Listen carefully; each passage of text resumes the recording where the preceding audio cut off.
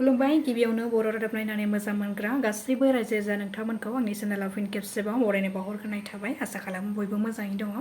नोंथांमोननि थाखाय आं मोनसे गोदान खौरां लानानै नुजाथिफैलायबाय। आसा खालामो नोंथांमोना खौरांखौ नायनानै मोजां मोनगोन। रायजोआव दासान्दि जों बांद्राय गरम एबा बिदुं दुंखावनायखौ नुनो मोननाय जादों। बांद्राय गरमखौ थावरिनो हायैनि जाहोनाव सासे सुबुंनि जिउ खहा जानाय सुबुंखौ 55 बोसोर बैसोनि आमिर आली आरो बिखौ नगावनि रुपुहिहाटनि होननानै सिनायथिनो हादों। मिथिनो हानाय बादिब्ला आमिर आलीया हाथाइनिफ्राय न'आव मोनफैनानै गरमजों देहा गाज्रि हालोदाव गोग्लैदोंमोन। जायनि जाहोनाव न'खरनि सुबुंफोरा आमिर आलीखौ देहा फाहामसालियाव थिसननाय जादोंमोनब्लाबो नाथाय डक्टरा थैबाय होननानै फोसावो। जनाइनि सिमेन्ट सापरि पन्चायतआव PMAY न' होनायनि मुङै रां लानायनि अजद दैखांदों ओनसोलनि थागिबि सुबुंफोरा। मिथिनो हानाय बादिब्ला सिमेन्ट सापरि पन्चायतनि वार्ड मेम्बार अमुल्य बरुवाया PMAY न' होनायनि मुङै साफायाव 500 रां लानायनि रायजो राजाफ्रा अजद दैखांदों आरो रां होआब्ला सोरखारि न' मोना होनानै ओनसोलनि सुबुंफोरखौ थगायनानै रां लुथिदों। आरो बेजों लोगोसेनो जिअ टेकिं डकुमेन्टस भेरिफिकेसन खालामनायनि मुङैबो रां लानायनि अजद दैखांदों ओनसोलनि थागिबि सुबुंफोरा। फरायसालियाव फरायसाफोर दङ नाथाय फरायसाफोरखौ फोरोंनो थाखाय फरायसालियाव सासेबो फोरोंगिरि गैया। थारैनो माबादि थासारियाव सोलिगासिनो दङ रायजोनि खना खनला बर' बिजोंनि फरायसालिफ्राव? बर' बिजोंनि फरायसालिफोरखौ आथिखालाव आसाम सोरखारा माबे लामाजों लांनो सानदों? बे जायगायानो जादों रङिया समस्तिनि सिङाव थानाय गंसे बर' बिजोंनि फरायसालि 79 नं फातकुसि बुनियादी फरायसालियाव थांनाय 2 दाननिफ्रायनो फरायसाफोरखौ फोरोंनो थाखाय सासेबो फोरोंगिरि गैया। फरायसाफोरनि बिमा बिफाया मिथिहोनाय बादिब्ला फरायसालियाव सानैल' फोरोंगिरि दंमोन नाथाय गुबुन सासेया आजिरा लाबाय आरो गुबुन सासेया गुबुन जायगायाव सोलायलांबाय जेराव दायो फरायसालिया लांदां जानानै दङ। जायनि थाखाय दायो बिमा बिफाफ्रा गावनि गथ'फोरखौ लानानै जिंगासिनो गोनां जादों। फरायसाफोरनि बिगोमाफोरजों लोगोसे फरायसालि गायसनगिरिफ्रा बेखौ लानानै फरायसालियाव थाबैनो फोरोंगिरि थिसनफिननांगौनि गोख्रों दाबि दैखांदों फरायसाफोरनि बिगोमाफ्रा। फिन आरोबाव कक्राझार जिल्ला सिखना जोहोलाव माहारियारि हाग्रामानिफ्राय आदार नागिरनानै ओंखारबोनाय हाग्रानि मैदेरा थांनाय बुधबारनि हराव 2 नं भद्रानपुर गामिनि थागिबि मालदां नार्जारि मुंनि सासे सुबुंखौ गाथारनानै जिउ फोजोबनानै गालाङो। न'खरनि सुबुंफोरा मिथिहोनाय बादिब्ला हाग्रानि मैदेरा हरनि 12 रिंगासो समाव फैनानै न'खौ बोफै बिसि खालामनानै सिलिंखार खालामनानै गालाङो।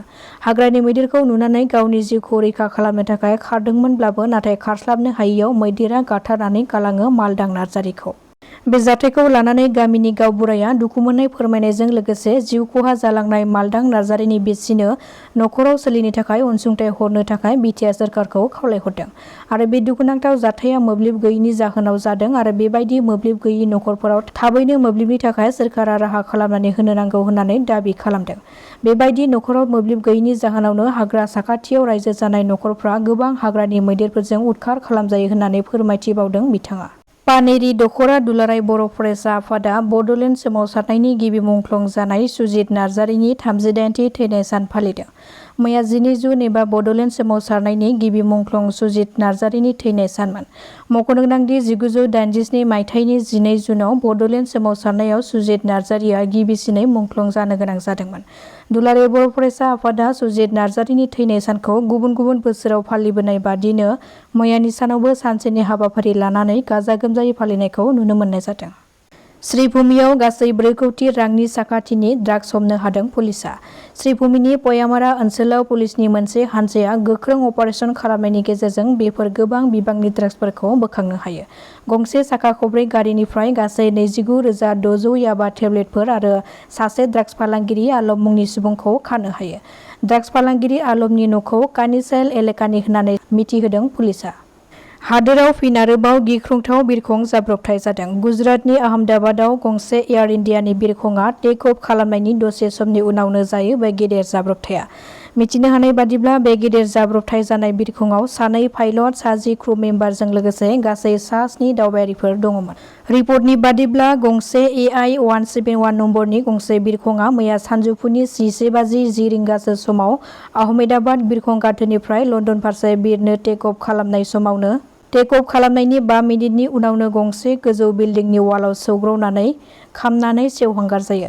बे जाथाय जानाय लोगो लोगो भारतारि रौनिया हानजाया गोख्रैयै रेस्किउ अपारेसन खालामनाय जादोंमोन। मिथिनो हानाय बादिब्ला बे जाब्रबथायाव गुजरातनि बारग' गिबि मन्थ्रि बिजय रुपानीनिबो जिउ खहा जायो आरो गोबां दावबायारिफोराबो बे जाब्रबथायाव जिउ खहा जायो। फारसेथिं गरम आरो गुबुन फारसेथिं खना खनला गोबारै सिमब्रेनाय बारहुंखा अखाया गोबां ओनसोलफ्राव गोबां खहा खालामलांदों। बे गोबारै फैनाय बारहुंखाया मरिगावआवबो गोहोम गोग्लैदों, जायनि जाहोनाव सासे आइजोनि जिउ गोमायो।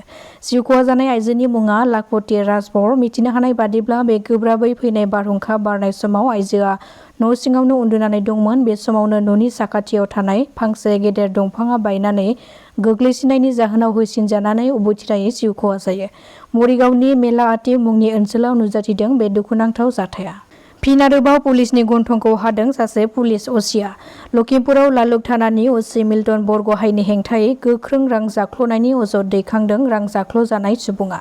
असि मिल्टन बरगहाया सासे सुबुंखौ जेलाव सोनायनि हुमखि होनानै 1 लाख रां दाबि खालामदोंमोन। रां दाबि खालामजानाय नरेन्द्र सेटियाया असि मिल्टन बरगहायनि हेंथायै गिबि मन्थ्रि, डिजिपि आरो लखिमपुर एसपिनो गसर होनायनि उनाव दायो असि मिल्टन बरगहाया खैफोदाव गोग्लैदों।